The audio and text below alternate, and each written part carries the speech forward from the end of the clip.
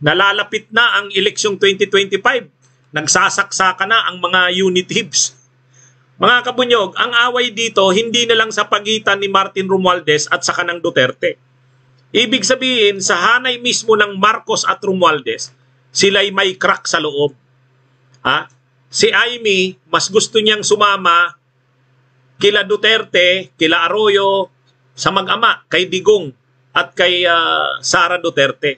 At ngayon, nasa tingin nila, inaatake si Duterte, si Digong, ng mga kongresista, mga kabunyog, naglabas ng official na pahayag si Amy Marcos.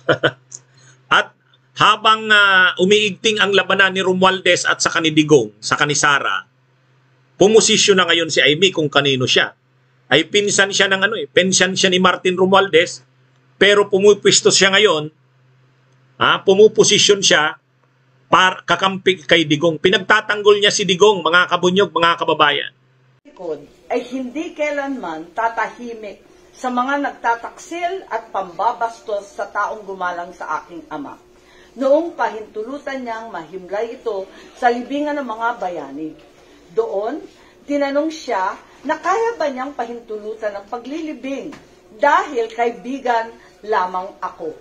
Ang sagot niya noon ay sagot ko ngayon. Hindi lang dahil kaibigan ko si PRRD. Kaibigan ko talaga siya. Higit lalo si Inday Sara. Mga kaibigan ko sa pagpapaunlad ng bayan, pagpapanatili ng kapayapaan at katahimikan, at pakikipaglaban kontra sa puwersa ng kasamang naglalaganap na katiwalian, gutom at katraydoran. Sabi ni Amy sa kanyang pahayag, ano ba ang sikreto ng Marcos, ng pamilya Marcos, at na sa matagal na panahon na natili ang pwersa nito hanggang makabalik sa Malacanang? Ang sabi ni Amy, ang sikreto ay ang pagkaluyalista. Ang Marcos daw, kapag sinamahan nila ang isang tao, tapat sila dito, loyalista sila. Ay ito daw si Digong, sinamahan nila ito, at sinamahan din sila nito, kaya sasamahan nila ito. Kasi tinatanaw daw nilang malaking utang na loob yung ginawa ni Digong na ipinalibing sa libingan ng mga bayani ang kanilang ama. Yun daw dapat ay tanawin bilang malaking utang na loob kay Digong. Kaya ano pa man daw ang mangyari, sabi ni Amy, susuportahan niya si Digong. Ang totoo, political strategy yan ni Amy. Kasi sa totoo lang, gusto ni Amy siyempre mag-number 1 senator siya sa 2025. Kasi plano niya yatang mag-vice president kay Sara sa 2028. Or tumaas ng posisyon sa 2028. Para mataas ang makuha niyang boto sa 2025, dapat makuha niya ang boto ng mga DDS. Ay ngayon kasing nagkakahati-hati na ang Marcos, Arroyo at Duterte. Ang tingin ni Amy, yung mga butante ng Marcos, sa kanya pa rin naman boboto yon. Pero kung gusto niyang dumami ang kanyang boto, lumamang siya ng malaki, dapat yung mga Duterteng supporters, dapat iboto siya. Ay kung ngayon na nagagalit na yung mga diehard Duterte supporters sa Marcos, dapat hindi siya madamay. Political strategy ni Amy. Pero sa isang banda rin talaga, sa tingin natin, mukhang hindi magkasundo itong si Amy at saka si Bongbong at saka si Romualdez Martin. Mukhang ang nagpapatakbo ng Malacanang talaga, sila Martin Romualdez, sila Lagdameo at saka si Lisa Araneta. Si Bongbong Marcos, weak leader nga, sunod-sunuran lang. Alam din ni PBBM, ni Marcos Jr. na may away-away sa kanilang pamilya. Alam niyang may away si Martin Romualdez at alam niya na hindi kasundo ng asawa niyang si Lisa, itong si Amy. Alam niya rin na hindi kasundo ni Amy si Martin. At alam niya rin na mas malapit si Amy kila Digong, kila Sara at kila Gloria Arroyo. Pero siyempre si Bongbong Marcos ayaw niyang makialam sa mga away-away na yan.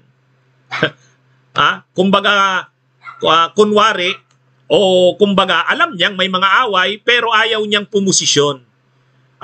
Weak leader nga, hindi niya yan aayusin mga problema na yan.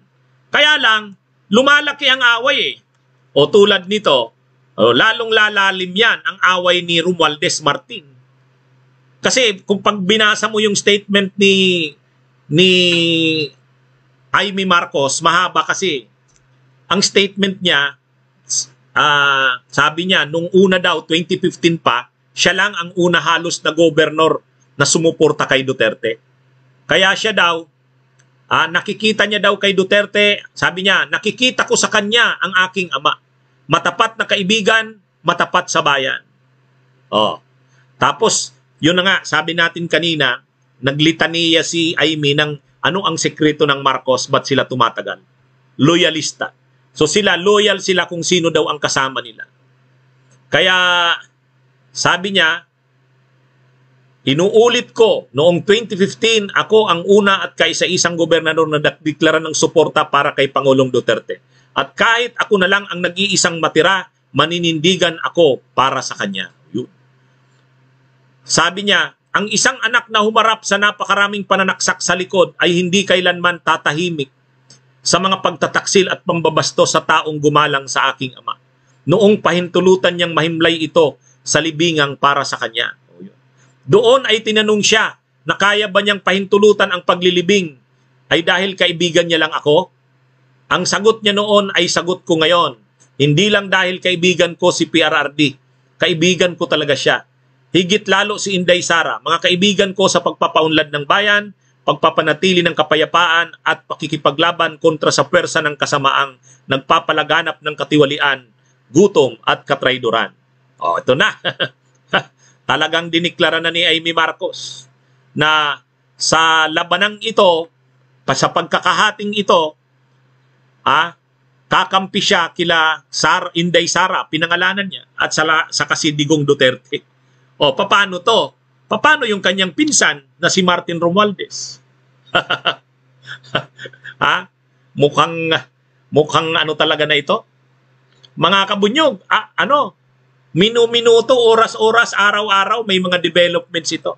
Hindi ko pa nga nadidiscuss yung sagot ni Gloria Macapagal Arroyo nang tinanggal siya bilang Deputy Speaker. Mamaya na lang, mamayang hapon, abangan niyo po yun. Alam ko nabasa niyo na rin yun. Pero magbibigay pa rin po ako ng komentaryo mamaya doon. So yan. So ito yung latest ditong balita. Si Amy Marcos sumausaw na, pumosisyon na kung kanino siya. Sa pinsan niya bang si Martin Romualdez o kay Digong Duterte at Inday Sara? Pinili ni Amy si Digong Duterte at si Inday Sara. Sabi niya, actually marami siyang sinabi doon sa statement niya. Marami nga doon patama kay Martin Romualdez. Kaya ano na ito, lumalalim ang bangayan ng mga unitives, mga kabunyog. Bunyog, bunyog, halikan na kasama ka. Bunyog, kapag buklod ay may pag-asa. Luzon, Visayas, Mindanao, isa ang pananaw.